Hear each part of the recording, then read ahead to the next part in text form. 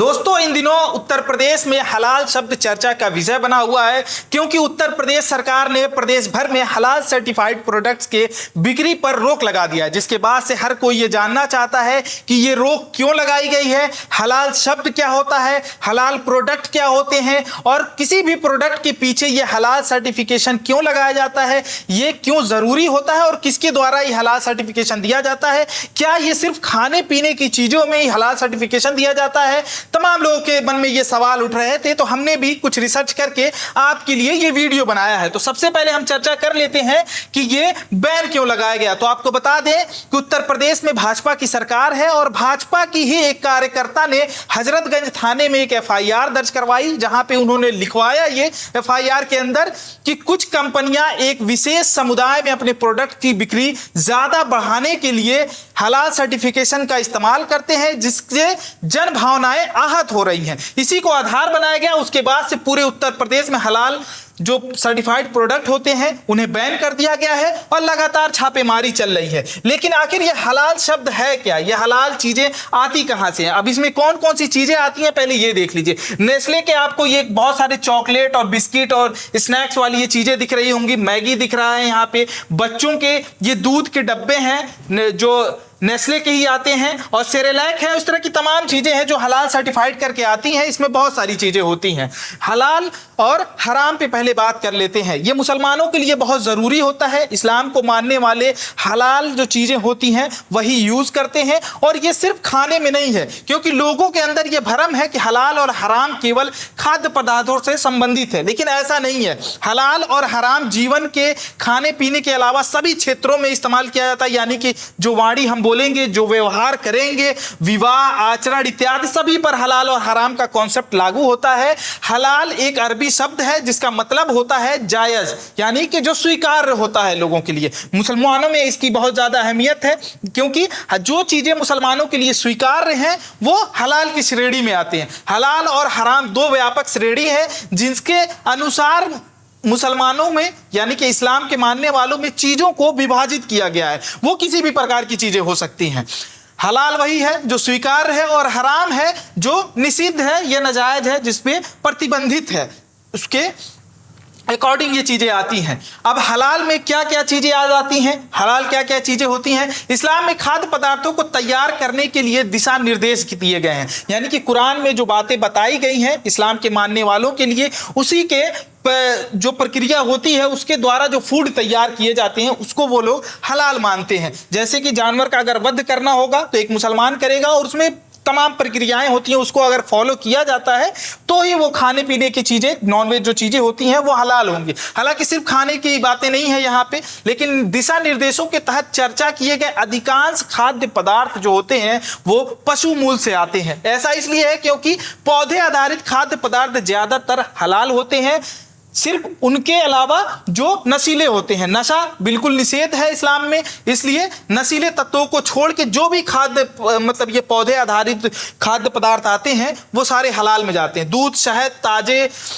और सूखे फल, सब्जियां, फलियां, अनाज आदि ये सब हलाल माने जाते हैं। हलाल माने जाने वाला एकमात्र जली जो जीव है वो मछली है, और जानवरों में भेड़, हिरन, बकरी, बत्तख, मुर्गियां आदि को हलाल माना जाता है, लेकिन उनका वध किसी मुसलमान द्वारा और इस्लामिक नियमों के अनुसार होना चाहिए, तो ही वो हलाल माना जाएगा। ये तमाम यहाँ पे फोटोज लगे हुए हैं, ये मीट की कुछ चीजें हैं, नॉनवेज चीजें हैं, ये सब हलाल की श्रेणी में आते हैं। हराम क्या होता है, हराम की श्रेणी में क्या आता है, ये भी जान लेते हैं। हराम का अर्थ है पाप पूर्ण है, जो यह उन सभी चीजों और कार्यों को संदर्भित करता है जो सर्वशक्तिमान यानी इस्लाम के मानने वाले अल्लाह को मानते हैं, सर्वशक्तिमान को अप्रसन्न करते हैं, नाराज करते हैं। हराम की सभी चीजें इस्लाम द्वारा सख्ती से प्रतिबंधित है। यदि कोई मुसलमान अगर हराम चीजों को फिर भी कंज्यूम कर रहा है तो उसे पापी माना जाएगा, वो पाप माना जाएगा। ऐसा कई कार्य, व्यवहार, वस्तुएं, खाद्य पदार्थ, नीतियां आदि हैं जो इस्लाम में हराम है, लेकिन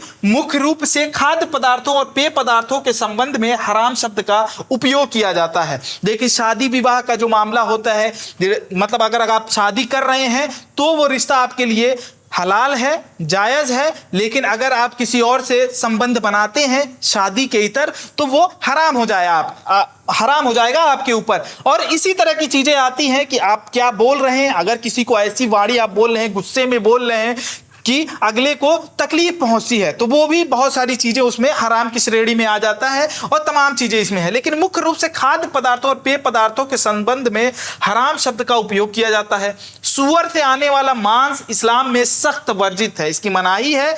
एक मुसलमान हैम, पोर्क, गैबन, बेकन आदि का सेवन नहीं कर सकता है। सूअर के मांस से आने वाले जो सॉसेज बनते हैं, जेलेटिन बनते हैं, वो सभी हराम होते हैं। और नशीली वस्तुएं हराम हैं और मांसाहारी जानवर भी हराम होता है। और नशे की जो भी चीजें हो जिससे आदमी का संतुलन बिगड़ जाता है, नशे की हालत में आ जाता है, वो तमाम चीजें वर्जित हैं, हराम हैं। अब जानवरों में इसमें देख लीजिए तो बंदर हो गया, लोमड़ी हो गया, बिल्ली हो गई, सांप है, एलिफेंट है, कुत्ता है, टाइगर है, ये तमाम चीजें हैं जो हराम की श्रेणी में आते हैं। और सूअर का तो सबसे पहले इस्लाम की उसमें आता है कि सूअर बिल्कुल हराम है। और शराब आता है क्योंकि शराब से नशा हो जाता है। तो ये दो चीजें बड़ी अहम मानी जाती हैं। देश में अलग अलग सामानों के लिए अलग अलग सर्टिफिकेशन की सुविधाएं दी गई हैं। इसी के तहत आगे वो भी आएगा जो हलाल सर्टिफिकेशन होता है। लेकिन जान लीजिए किन चीज़ों के लिए क्या मिलता है। औद्योगिक वस्तुओं के लिए ISI मार्क का ज़रूरी होता है जो उनकी क्वालिटी सुनिश्चित करता है।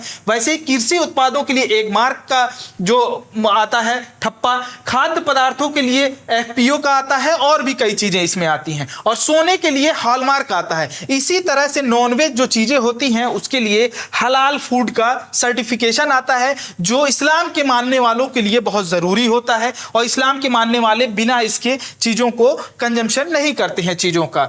ऐसे ही नॉनवेज के लिए ये हलाल के लिए आता है। लेकिन पहले इस सर्टिफिकेशन, इसके बारे में आप जान लेते हैं कि ये हलाल सर्टिफिकेशन जो है सरकार नहीं देती है। ये ऊपर जितनी भी चीज़ें आप देख रहे हैं ये सरकार की तरफ से सर्टिफिकेशन दिया जाता है। लेकिन हलाल का जो सर्टिफिकेशन होता है वो सरकार की तरफ से नहीं दिया जाता था। लेकिन अब जो संस्थाएं इसको सर्टिफाइड करती हैं, जिन संस्थाओं का ये काम है कि हलाल फूड का सर्टिफिकेशन दे, उन संस्थाओं को सरकार से अब अपने लिए मान्यता लेनी पड़ती है। विदेश व्यापार महानिदेशालय ने इसी साल आदेश जारी किया था कि मौजूदा हलाल सर्टिफिकेशन कंपनियों को हलाल के लिए राष्ट्रीय प्रमाणन निकाय प्रत्यायन बोर्ड से मान्यता लेना अनिवार्य है। हलाल पे पहले भी बहुत वार्ता हुई है, बहुत विचार हुआ है, जिसमें कहा गया कि कुछ प्राइवेट कंपनियां हैं जो अपने फायदे के लिए ये हलाल सर्टिफिकेशन देती हैं और इसमें सरकार का कोई फायदा नहीं होता। लेकिन उसके बाद सरकार ने कहा कि अब सबको जो है सरकार से पहले मान्यता लेनी पड़ेगी, फिर ये मान्यता जो है चीजों को देंगे, प्रोडक्ट पे ये हलाल सर्टिफिकेशन देंगे। अब देश के अंदर कौन कौन सी संस्थाएं हैं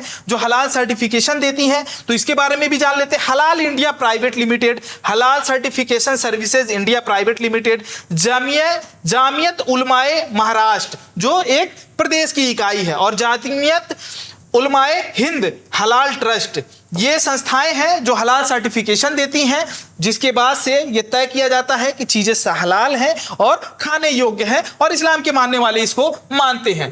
कंपनियां क्यों लेती हैं हलाल सर्टिफिकेशन, ये भी बहुत बड़ा सवाल है कि आखिर हलाल सर्टिफिकेशन का इस्तेमाल कंपनियां क्यों करती हैं। तो इसमें आपको बता दें कि हलाल फूड मार्केट की बात करें तो वैश्विक स्तर पे इसकी हिस्सेदारी 19% की हिस्सेदारी है, जिसकी कीमत 2.5 ट्रिलियन के आसपास आता है। जो भी कंपनी मुस्लिम देशों को अपना सामान बेचती हैं उन्हें यह हलाल सर्टिफिकेशन दिखाना पड़ता है, क्योंकि मुस्लिम कंट्रियां जितनी भी हैं बिना हलाल सर्टिफिकेशन के ये चीजें नहीं खरीदती हैं, चीजें नहीं लेती हैं। और इसमें सिर्फ नॉनवेज आइटम नहीं आते हैं, खाने पीने की और भी चीजें हैं जिसमें हलाल सर्टिफिकेशन देना होता है, क्योंकि कुछ कंट्रीज ऐसे हैं जहां पे सूअर बहुत आसानी से मतलब लोग कंजम्पशन करते हैं सूअर का, लेकिन इस्लाम के मानने वाले उसका कंजम्पशन नहीं करते। तो उस देशों में अगर वो चीजें बनती हैं, प्रोडक्ट बनाए जाते हैं, जैसे स्नैक्स, बिस्किट और दवाइयाँ और तमाम चीजें आती हैं खाने पीने की जो वहाँ पे बनाई जाती हैं, तो उसमें ये चीज़ें हलाल सर्टिफिकेशन बहुत ज़रूरी होता है। हलाल सर्टिफिकेशन से ही ये जस्टिफाई होता है कि इसमें